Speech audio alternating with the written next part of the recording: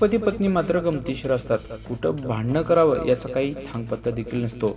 असाच एक व्हिडिओ मात्र सध्या सोशल मीडियावर तुफान व्हायरल होत आहे. ही हाणामारी मात्र रोडवरच घडत आहे. हे पती पत्नी असून नेमकं त्यांच्यात काय वाद झाला हे अद्याप स्पष्ट होऊ शकलं नाही. मात्र हा व्हिडिओ सध्या जोमानं सोशल मीडियावर व्हायरल होत आहे. हा 27 सेकंदाचा व्हिडिओ असून या व्हिडिओमध्ये एक चालत्या बाईकवर एक कपल बसला आहे.